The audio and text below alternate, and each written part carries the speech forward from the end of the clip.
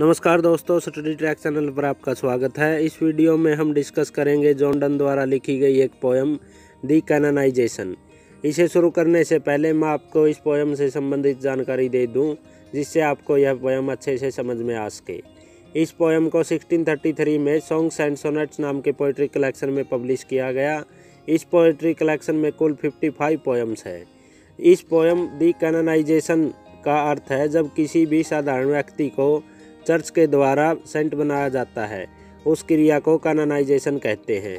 इस पोएम में कुल 45 लाइन्स है, जिन्हें 5 स्टैंजाज में लिखा गया है।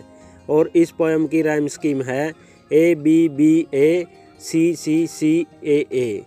तो चलिए शुरू करते हैं। For God's sake hold your tongue and let me love or chide my palsy or my gout my 5 grey hairs or ruined fortune flout With wealth your state, your mind with arts improve। इन लाइनों में कवि कहता है कि भगवान के लिए चुप हो जाओ और मुझे प्यार करने दो।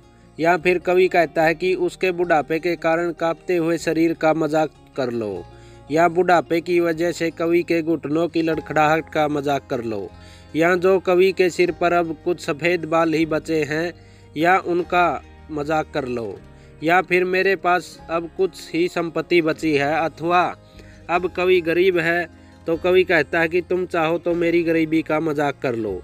यदि तुमने ऐसा नहीं करना है तो तुम अपनी वेल्थ को सुधार लो, या तुम अपने दिमाग की कला को सुधार लो।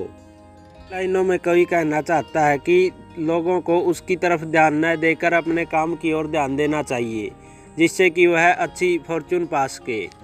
Take you a course, get you a place, observe his honor or his grace, or the king's real or his tempered face, contemplate what you will approve, so you will let me love। इन लाइनों में कवि कहना चाहता है कि तुम चाहो तो कोई अच्छा सा कोर्स कर लो, जिससे तुम अच्छी पोजीशन पर रह सको अथवा अच्छी नौकरी कर सको।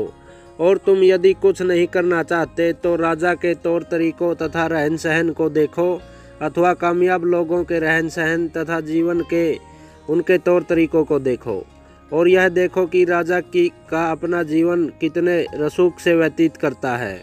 और जो राजा होता है उसके चेहरे की एक अलग ही वैल्यू होती है।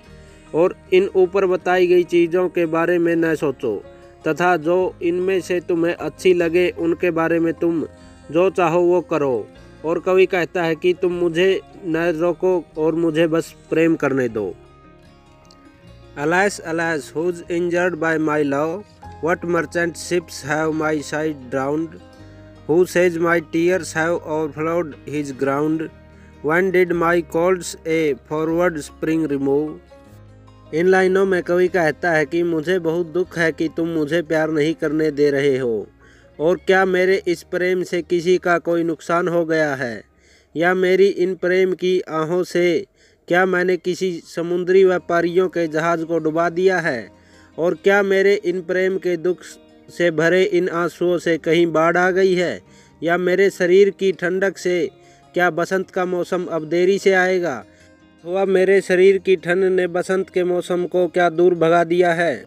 When did the heat switch my veins fill, and one more to the plaguey bill? Soldiers find wars and layers find out still, litigious man which quarrels move, thou see and I do love। इन लाइनों में कवि कहता है कि क्या मेरी नसों में इतनी गर्मी भरी हुई है कि वो प्लेग से मरने वाले लोगों में 1 या 2 लोगों को और मार दे, और जो सैनिक है वो अब भी लड़ाइयाँ लड़ रहे हैं, और जो वकील है उनको भी ऐसे केसेज मिल रहे हैं जो मुकदमा लड़ना चाहते हैं।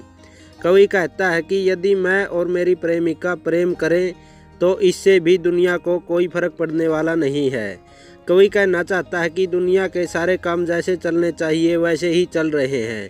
यदि मैं और मेरी प्रेमिका एक दूसरे से प्रेम करें तो इससे भी दुनिया में कोई फर्क पड़ने वाला नहीं है। Call us what you will, we are made such by love, call her one, me another fly, we are tappers too, and at our own cost die, and we in us find the eagle and the dove। लाइनों में कवि कहता है कि दुनिया हमें जैसा चाहे वैसा कह सकती है, परंतु हमें तो हमारे प्रेम ने ऐसा बनाया है। या तुम हमें वह पतंगा बोल सकते हो जो जलती आग है उसमें जो छोटी छोटी उड़ती हुई आग के पतंगे होते हैं, तथा कवि कहता है कि मुझे और मेरी प्रेमिका को वह पतंगा बोलो जो बहुत थोड़े से समय के लिए चमकता है। या तुम हमें उस मोमबत्ती की तरह बोल सकते हो जो अपनी ही आग में खुद को ही ख़त्म कर लेती है। और हम दोनों एक दूसरे को बाज और कबूतर की तरह देखते हैं। कवि इन लाइनों में खुद की तुलना बाज से करता है तथा अपनी प्रेमिका की तुलना डॉग से करता है।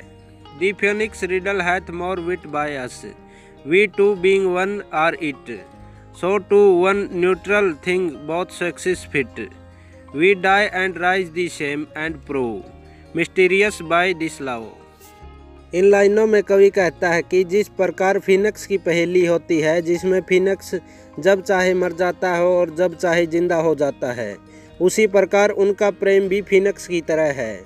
और अगर हम दोनों इस प्रेम के द्वारा मिल जाते हैं तो हम दोनों एक ही बन जाते हैं तथा हमारा प्रेम हमें खुद ही मार देता है और अपने आप ही हमें जीवित भी कर देता है। इन लाइनों में कवि फिनिक्स की पहेली का उदाहरण देते हुए अपने प्रेम को फिनिक्स की पहेली से कंपेयर करता है, जिसमें फिनिक्स की पहेली में फिनिक्स बार बार मर जाता है तथा बार बार जिंदा हो जाता है। उसी प्रकार कवि भी कहता है कि उनका प्रेम भी कभी मर जाता है तथा कभी जिंदा हो जाता है। We can die by it if not live by love, and if unfit for tombs and hearse our legend be, it will be fit for verse, and if no piece of chronicles we prove. इन लाइनों में कवि कहता है कि यदि मैं और मेरी प्रेमिका इस प्रेम के सहारे जीवित रह सकते हैं तो इस प्रेम के बगैर मर भी सकते हैं, और हमारे प्रेम की कहानियाँ बनाई जाए और हमारी कब्रों पर हमारे प्रेम की कहावतें लिखी जाए। हम इन सब चीज़ों के काबिल नहीं हैं, लेकिन हमारी कहानी पोइट्री लिखने में काम आ सकती है। और यदि हम इतिहास में कोई जगह नहीं बना पाए तो आगे कवि बताता है कि यदि उनकी इतिहास में कोई जगह नहीं होगी तो उनकी जगह कहाँ पर होगी। We will build in sonnets pretty rooms as well a well wrought urn becomes the greatest ashes as half acre tombs, and by these hymns all shall approve us canonised for love. इन लाइनों में कवि कहता है कि यदि हम इतिहास में कोई जगह नहीं बना पाए तो हम सोनेट्स अथवा पोइट्री में ही बहुत सुंदर रूम्स बना लेंगे। जो 14 लाइन्स की पोएम होती है उन्हें सोनेट्स कहते हैं। और कवि कहता है कि हम उन 14 लाइन्स में सुंदर सुंदर लाइनों में रहेंगे। कवि कहता है कि ये सोनेट्स हमारे लिए उतने ही महत्वपूर्ण होंगे जिस प्रकार एक कलश अथवा छोटे बर्तन में हमारी अस्थियां डाल दी गई हो या हमारी आधा एकड़ में मकबरे बना दिए गए हों। ये हमें उस प्रकार खुशी देंगे जैसे हमारी अस्थियों को एक छोटे से कलश या बर्तन में रखा गया हो और हमें लगेगा कि हमारे आधा एकड़ में मकबरे बने हो। और कवि कहता है कि जब लोग इन सोनेट्स की लाइनों को या पोइट्री को पढ़ेंगे तो वो लोग हमें प्रेम के सेंट के रूप में देखेंगे या प्रेम के रूप में कैनोनाइज करेंगे।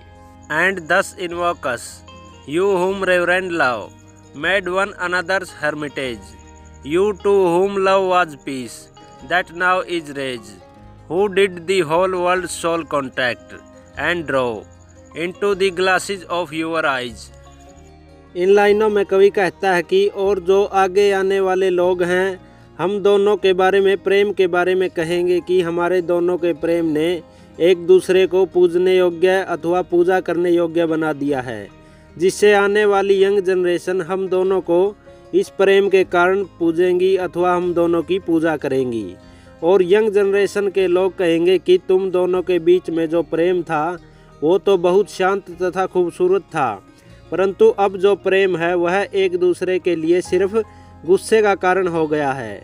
और हम दोनों की जो आंखें हैं वो आने वाले लोगों के लिए उस मिरर की तरह होंगी जो इस दुनिया की आत्मा को बहुत नज़दीक से देखेंगी। So made such mirrors and such spies that they did all to you epitomise, countries towns courts beg from above a pattern of your love.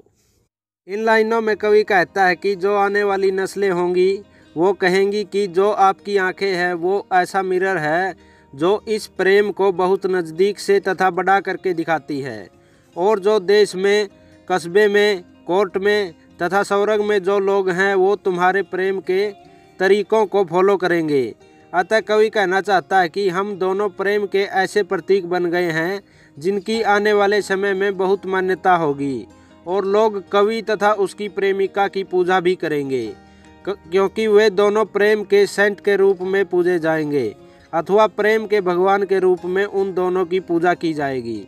इसी के साथ यह पोएम कंप्लीट होती है। यदि आपको पोएम अच्छी लगी हो तो लाइक, शेयर, कमेंट ज़रूर करें, और ऐसी ही स्टडी रिलेटेड वीडियोस को देखने के लिए हमारे चैनल स्टडी ट्रैक को सब्सक्राइब कर लें। साथ ही बेल आइकन को ऑन कर दें, जिससे कि हमारी वीडियोज़ का नोटिफिकेशन आपको मिल सके। धन्यवाद।